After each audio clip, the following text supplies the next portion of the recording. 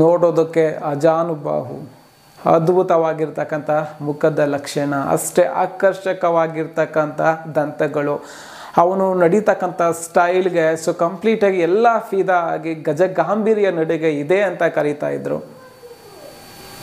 ನಿಜ ಹೇಳ್ತೀನಿ, ಆ್ಯಂಡ್ ತುಂಬ ಜನರನ್ನು ನಾನು ಕೇಳಿದಾಗ ಆ ದೇವರೇ ನಮ್ಮ ಅರ್ಜುನನನ್ನು ಯಾವ ಥರ ಇರಬೇಕು ಅಂತ ಸೃಷ್ಟಿ ಮಾಡಿರೋ ಥರ ಇದೆ. ಆ್ಯಂಡ್ ಪ್ರಾಪರಾಗಿ 100% ಒಂದು ಆನೆ ಅನ್ನೋದು ಯಾವ ಥರ ಇರಬೇಕೋ ಅದೇ ಥರ ಒಂದು ಕ್ವಾಲಿಟೀಸ್ ನಮ್ಮ ಅರ್ಜುನನಲ್ಲಿತ್ತು. ಅಭಿಮನ್ಯು ನಿವೃತ್ತಿ ಆಗಿದ್ದಾದಮೇಲೆ ಇವನೇ ಮುಂದಿನ ಅಂಬಾರಿ ಆನೆ ಆಗತಕ್ಕಂಥ ಎಲ್ಲ ಚಾನ್ಸಸ್ಸು ಕೂಡ ಇತ್ತು. ಆ್ಯಂಡ್ ಇವನ್ ಕರ್ನಾಟಕದ ಜನತೆ ತುಂಬ ಇವನ ಮೇಲೆ ಭರವಸೆಯನ್ನು ಇಟ್ಕೊಂಡಿದ್ರು. ನಮ್ಮ ಗೋಪಾಲ ಸ್ವಾಮಿ ಭವಿಷ್ಯದ ಅಂಬಾರಿ ಆನೆ ಆಗುತ್ತಾನೆ ಅಂತ. ಆದರೆ 2022 ನವೆಂಬರ್ 18ರಂದು ನಡೆದ ಆ ಒಂದು ಘಟನೆ ನಮ್ಮ ಎಲ್ಲರ ಒಂದು ಆಸೆಗೆ ತಣ್ಣೀರು ಎರಚಿತು ಅಂತಲೇ ಹೇಳ್ಬೇಕಾಗ್ತದೆ. ಆ್ಯಂಡ್ ತುಂಬ ಜನ ಹೇಳ್ತಾರೆ ಏನಪ್ಪ ಅಂತಂದರೆ ಗೋಪಾಲ ಸ್ವಾಮಿ ತುಂಬ ಶಾಂತ ಸ್ವಭಾವದ ಆನೆ ಅಂತ. ಆದರೆ ಕಾರ್ಯಾಚರಣೆ ಅಂತ ಬಂದಾಗ ಅವನಲ್ಲಿ ಒಬ್ಬ ರಾಕ್ಷಸ ಇದ್ದ ಅಂತ ತುಂಬ ಜನಕ್ಕೆ ಗೊತ್ತಿರೋದಿಲ್ಲ.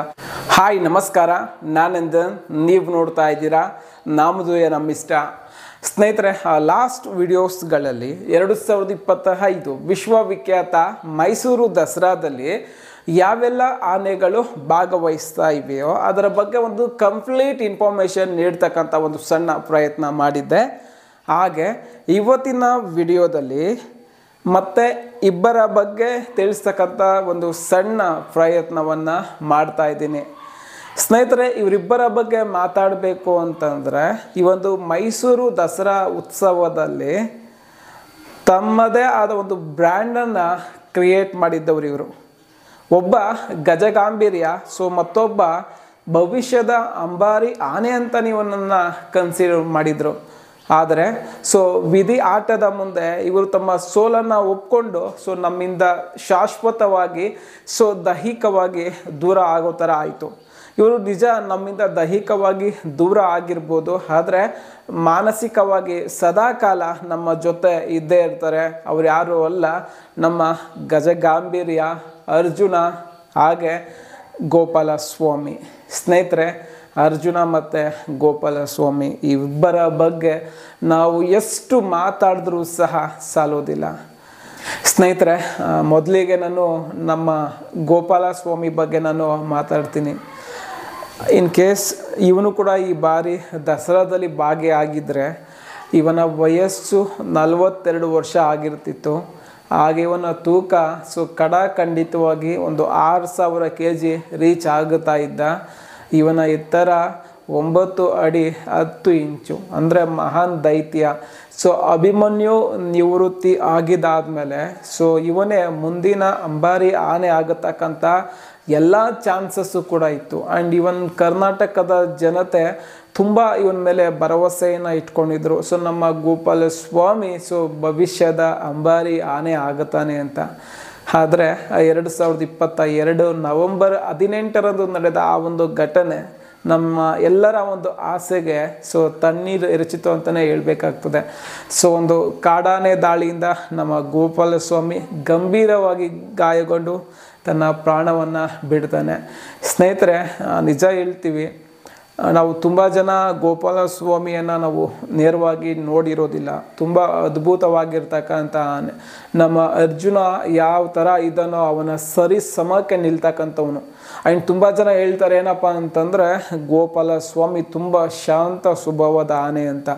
ಆದರೆ ಕಾರ್ಯಾಚರಣೆ ಅಂತ ಬಂದಾಗ ಅವನಲ್ಲಿ ಒಬ್ಬ ರಾಕ್ಷಸ ಇದ್ದ ಅಂತ ತುಂಬ ಜನಕ್ಕೆ ಗೊತ್ತಿರೋದಿಲ್ಲ. ಅಷ್ಟು ಅದ್ಭುತವಾಗಿರ್ತಕ್ಕಂಥ ನಮ್ಮ ಗೋಪಾಲ ಸ್ವಾಮಿಯನ್ನು ನಾವು ಕಳ್ಕೊಂಡ್ವಿ ಅಂತಲೇ ಹೇಳ್ಬೇಕಾಗ್ತದೆ. ಮತ್ತು ಇದಾದ ಮೇಲೆ ಇನ್ನೊಬ್ಬರ ಬಗ್ಗೆ ನಾವು ಮಾತಾಡಲೇಬೇಕು.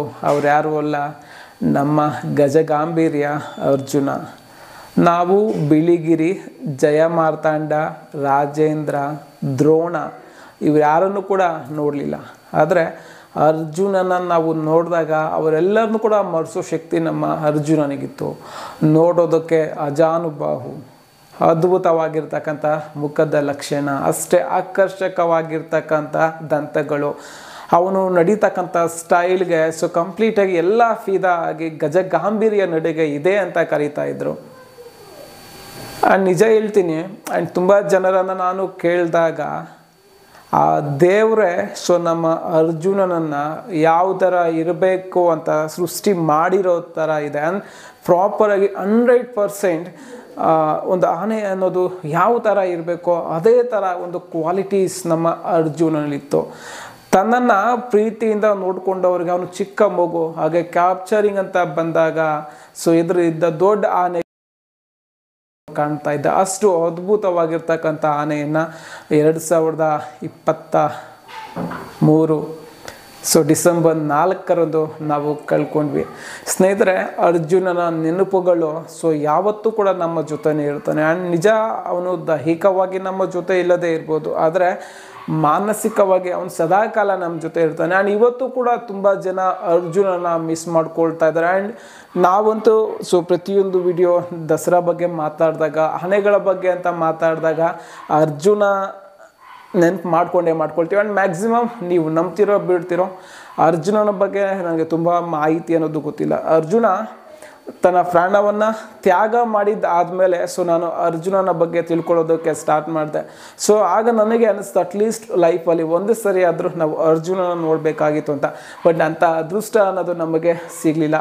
ಬಟ್ ಅರ್ಜುನ ಮತ್ತೆ ಇನ್ನೊಂದು ಜನ್ಮ ಎತ್ತಿ ನಮ್ಮ ಕರ್ನಾಟಕದಲ್ಲೇ ಬೆಳೆದು ಸೊ ನಮ್ಮ ಜೊತೆ ಇರಲಿ ಅಂತ ದೇವರಲ್ಲಿ ಬೇಡ್ಕೊಳ್ತಾ ಸೊ ಈ ಸ್ಮಾಲ್ ವಿಡಿಯೋನ ಅಲ್ಲಿಗೆ ಮುಗಿಸ್ತಾ ಇದ್ದೀನಿ. ಆ್ಯಂಡ್ ವಿಡಿಯೋ ಇಷ್ಟೊತ್ತು ನೋಡಿದ್ದಕ್ಕೆ ಧನ್ಯವಾದಗಳು. Thank you.